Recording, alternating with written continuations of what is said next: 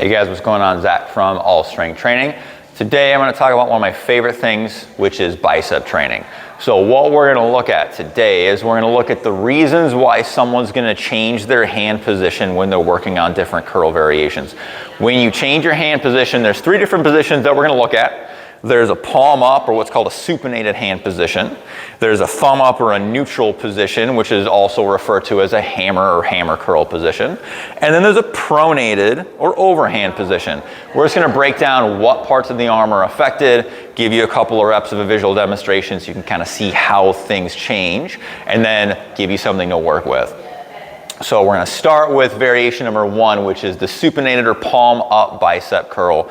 This is the most common curl variation to use, whether it's with dumbbells or with a straight bar. But basically what we're looking is this is targeting the bicep very, very directly, because the bicep does two things. The bicep flexes the elbow this way, but the bicep is also responsible for creating supination this way. So when you rotate the palm up, you're favoring the bicep over other parts of the arm.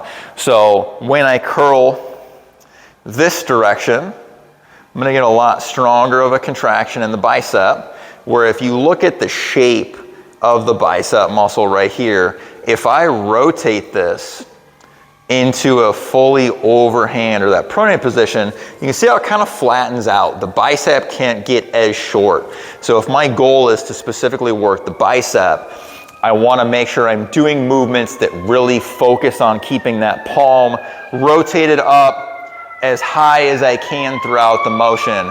In a perfect world, we'd actually rotate so far that the pinky gets a little bit higher than the thumb. Not everybody's going to have that type of range of motion, but that's ultimately what we kind of want to shoot for.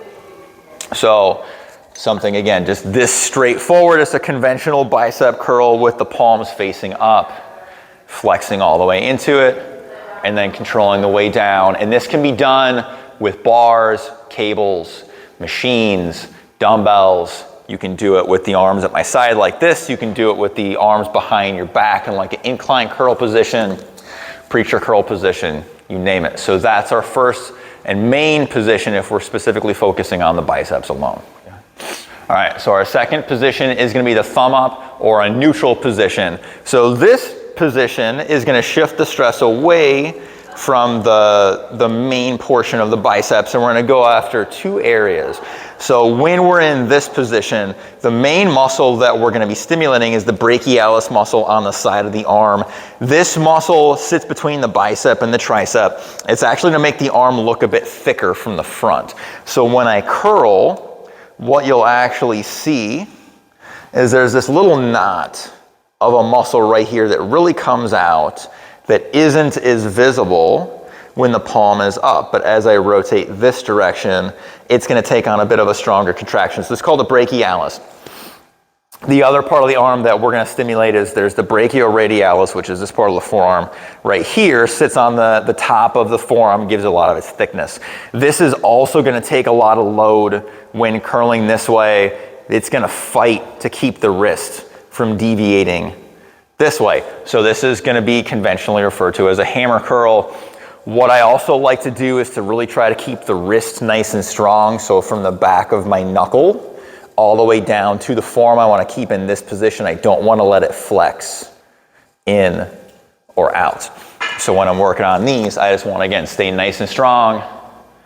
Try to come all the way up until the bicep touches the forearm, and that should apply to pretty much all of your curling motions.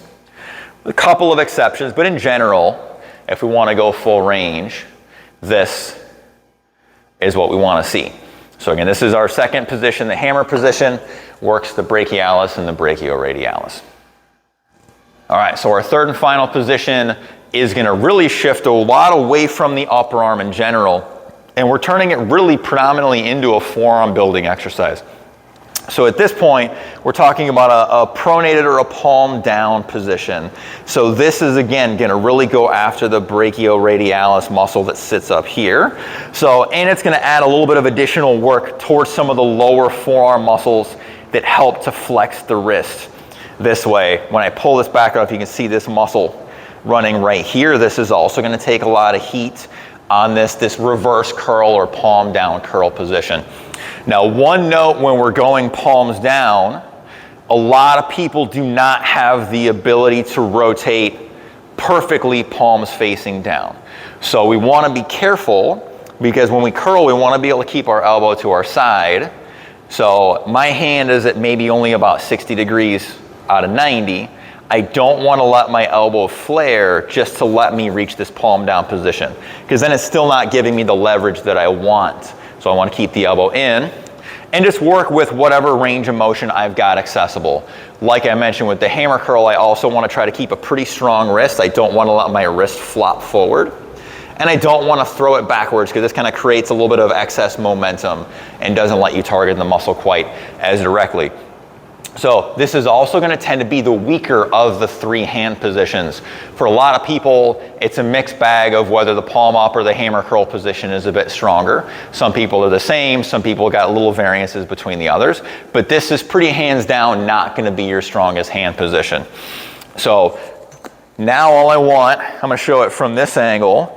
You can see I want to keep my elbows pinned to my side, but as I curl up, I'm trying to keep the palm as down as it can be, but it's not perfect.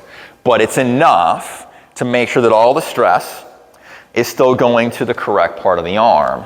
Again, it's not really heavy on the upper arm. The bicep and the brachialis are doing a lot less, but my forearms are doing notably more than any other variation.